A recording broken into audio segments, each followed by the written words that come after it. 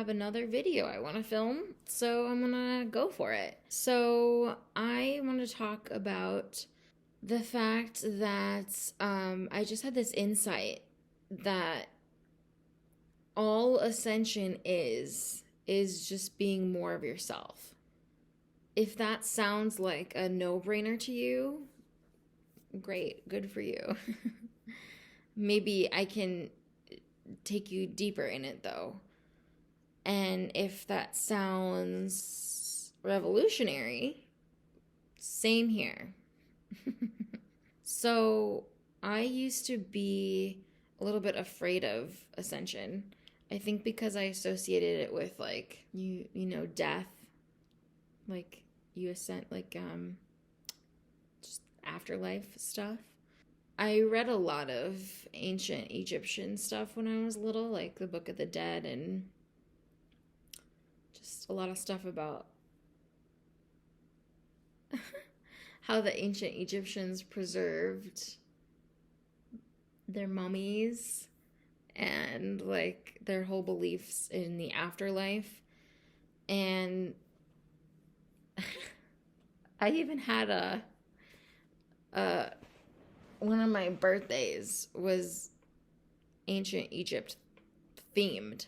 Like my birthday cake, we had like a pyramid on it. I think it was my 8th birthday.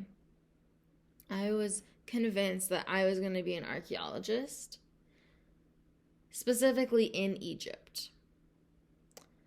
And I just like voraciously consumed, probably between the ages of like 8 and 10, I voraciously consumed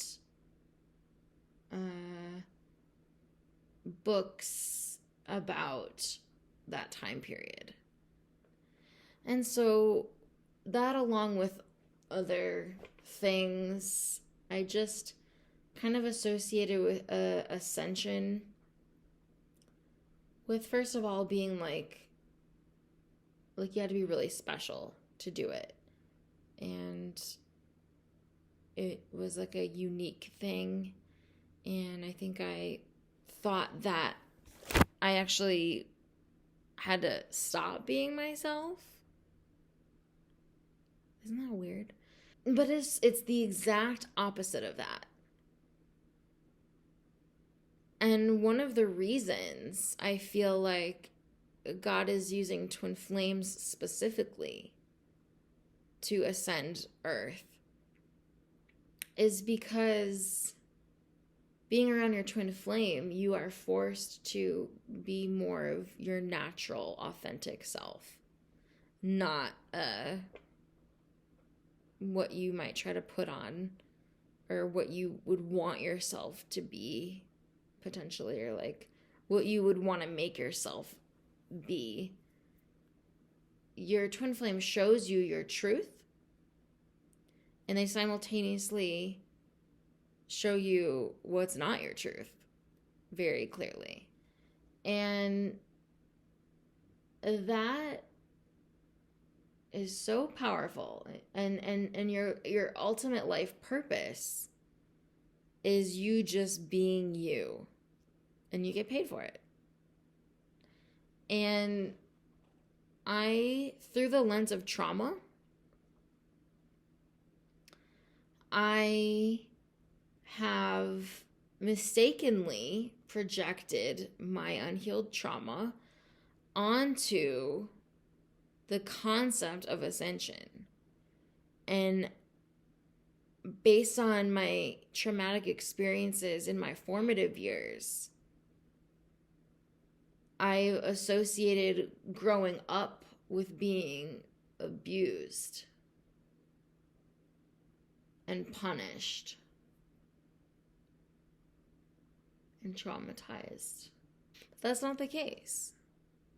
So Jeff and Shaleia truly mean it when they say that you're supposed to feel good all the time. And that, like, you know, if you're not happy and joyful, you're not understanding their work. And I'm just having this epiphany and this understanding that I had been projecting trauma onto the concept of ascension. And, they say that there's only one lesson in all of TFAS, and it's love yourself. And you can hear that so many times, and you just think that you understand. But then God gives you experiences to deepen your true understanding. You realize that it's true, the only true victory you can ever really have is that of greater self-love and love for God. Because what Jeff and Shaleia are ultimately teaching in self-love, it's almost like a bait and switch, but it's not actually. And let me explain why. Jeff and Shaleia are teaching everyone to love yourself. Love yourself and love yourself and love yourself. Now automatically brings in your twin flame, your counterpart. And you have to accept your divinity. And once you do that, if you know that you are divine, then you must also know that God is divine. And any amount of atheism that could hide in any little crevice of your belief systems has to get uprooted through this process. And it does actually pretty naturally and effortlessly. Like a fucking Swiffer vacuum. Just...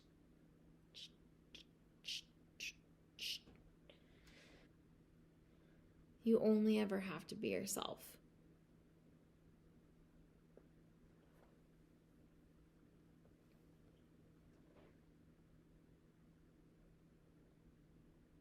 You don't have to try to be anything or any sort of way. Because God made you perfect. God made you perfectly. And every part of your life should feel natural. And if it doesn't, if it feels unnatural, then it's coming from push or control. And you can just completely let it go. And once you feel like you're reaching for something, you can just stop. Because everything comes to you. And any sort of striving and willpower, it's a magnetic force. It's not I'm going to pull one card from the Kuan Yin Oracle. This is our newest deck. And I just want to wrap up my little thought process.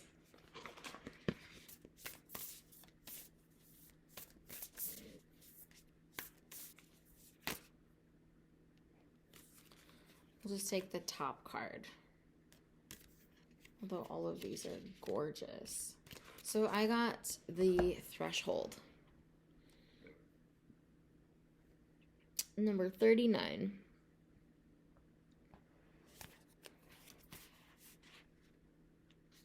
At the threshold you stand. Before you lies a way of being that is beyond fear. It is a sacred passing through a karmic veil into a new life of empowerment, peace, spiritual service to humanity, and joy in your own soul. Congratulations. You are embarking on a phase of deepest soul liberation into freedom of love that triumphs over fear. It has been quite a journey. Many, many lifetimes and much inner work has been required for you to be able to perceive the light of the divine, even underneath the density of fear. You are fast approaching the karmic threshold where you can shift from fear-based to love-based embodiment. This is a sacred and important time where it is wise to surround yourself with those that are able to support you in this love-based reality. In the near future, you will be able to sustain your vibration even amongst beings that are based in fear. And then you will be of even greater service to life, love, and divine power on this planet. For now, allow beloved Kuan Yin to help you connect to the beauty and potency, the love and fearless, endless joy of your own higher self.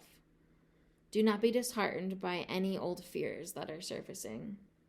You do not need to create a story out of them. You can just observe them with love and allow them to pass. It is just your inner self releasing any vibration which is not aligned with unconditional love. Sometimes there can be deep testing on the threshold. This is not an exam to be afraid of, but an opportunity to realize your development and to really be secure on a firm inner spiritual foundation before moving forward in your soul service to others through how you live and be on this planet. It is no use in preparing to assist others on a higher scale in moving from fear to love if you are still making the transition yourself. Let yourself stabilize in the new vibration. Then your ability to help others will increase naturally with much grace, assistance, and effortlessness. And well done, beloved. There is much love and celebration in the spiritual worlds about this shift for you. Remember that the only defense ever needed, no matter what the apparent fear or threat, is unconditional love in the heart, which allows for compassion and detachment. You are safe, and you are quickening in your readiness to pass the threshold. Your journey is truly blessed.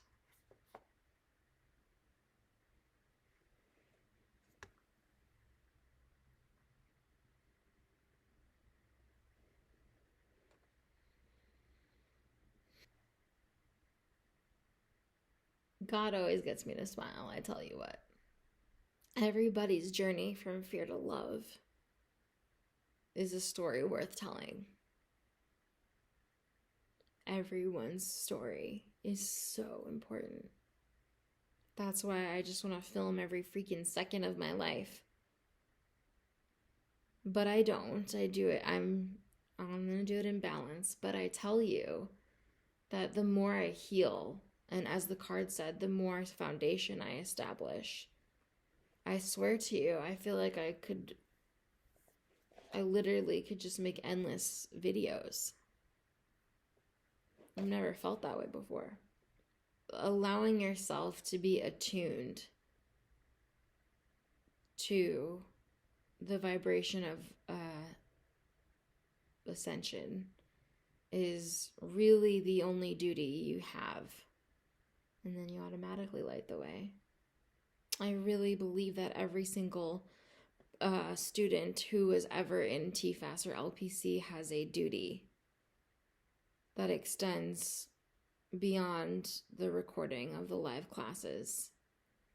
And it's a duty to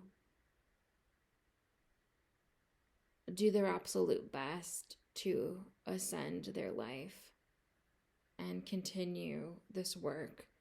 And even if you chose fear or separation or left the community, it doesn't fucking matter. Make a new choice. It doesn't fucking matter. It doesn't matter. I firmly feel and know that every single person who has ever been in TFAS or LPC has a duty to show the way, to document all they've received and all of the healing and miracles and insights. And so I'm going to do that, and I'll never stop. No matter what comes my way, I'm going to keep healing and keep sharing the healing.